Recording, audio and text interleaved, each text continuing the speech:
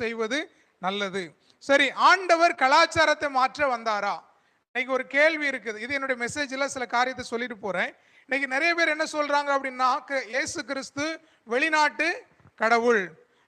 அவருடைய சுவிசேஷம் இந்த பூமிக்கு வந்ததற்கு அப்புறமாகத்தான், நம்முடைய இந்தியாவுக்கு வந்ததுக்கு அப்புறமாகத்தான், அல்லது நம்முடைய தமிழ்நாட்டுக்கு வந்ததற்கு அப்புறமாகத்தான் கலாச்சாரம் மாறிவிட்டது.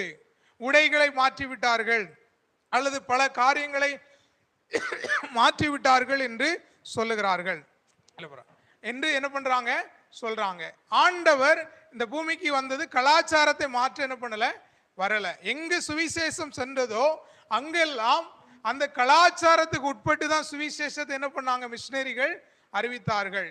கலாச்சாரத்துக்கு ஏற்ற மாதிரி தங்களை மாற்றிக்கொண்டு, இல்ல அதற்கு ஏற்றபடி அங்குள்ள மொழிகளை கற்றுக்கொண்டு, அதற்கேற்றபடி உடை காரியங்களை மாற்றிக்கொண்டு தான் அவங்க என்ன பண்ணாங்க, அதிகமாக மிஷினரிகள் ஊழியங்களை செய்தார்கள். ஏது சொல்லேன்னா, அப்போ ஆண்டவர் கலாச்சாரத்தை மாற்ற வரவில்லை. இன்னைக்கு நிறைய பேர் இதை சொல்றவங்க, ஏசு கிறிஸ்து இந்த கிறிஸ்தவங்க தான் என்ன பண்ணிட்டாங்களாம், கலாச்சாரத்தை மாத்திட்டாங்கன்னு சொல்றாங்க.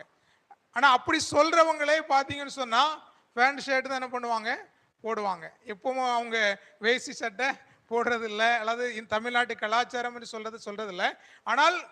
ஆனால் பயன்படுத்துகிற பொருட்கள் எல்லாம் பயன்படுத்துவாங்க.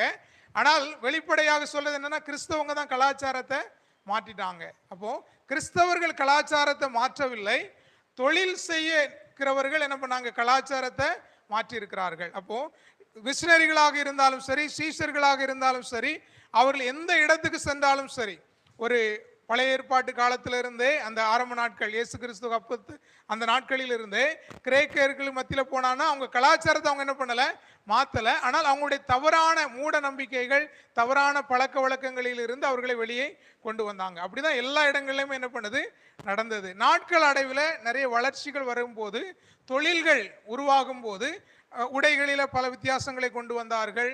இப்படி ஒவ்வொரு காரியங்களை கொண்டு வரும்போது அதை மனிதர்கள் என்ன பண்ண ஆரம்பித்தார்கள், பயன்படுத்த ஆரம்பித்தார்கள். அப்போ ஆண்டவர், கிறிஸ்தவர்கள் இந்த கலாச்சாரத்தை என்ன பண்ணல, மாற்றல, இந்த கலாச்சாரத்தை வளர்த்து எடுத்திருக்கிறார்கள். பாருங்க, எங்க ஊர் திருநெல்வேலி மாவட்ட பக்கத்துல ஒரு ஊர். ஆனா எங்க ஊர் தூத்துக்குடி டிஸ்ட்ரிக்ட், அந்த border Tirunelveli border Thoothukudi district தான் எங்க ஊர். ஆனா அந்த எங்க ஊருக்குள்ள ஒரு 3 கிலோமீட்டர் பக்கத்து ஊர் இடையன்குடின்னு ஒரு கிராமம் இருக்கிறது. அந்த கிராமத்துல பாத்தீங்கன்னா பிஷப் கால்டுவெல் அப்படின்னு சொல்லி ஒரு ஐயா வாழ்ந்தாங்க. அவங்க அயர்லாந்து தேசத்தை சார்ந்தவங்க. அங்கிருந்து நம்முடைய தமிழ் மக்கள் மேல உள்ள ஒரு வாஞ்சையோடு கூட அவர்கள் அங்கிருந்து பல கப்பல்கள் பிரயாணம் பண்ணி குதிரை சவாரி செய்து அந்த பகுதியில் போய் என்ன பண்ணாங்க, ஊழியங்களை செய்தார்கள். அவர்கள் தான் இந்த தமிழ் மொழி செம்மொழி என்பதை கண்டுபிடித்தது யார் என்று சொன்னால் அவர்கள் தான்.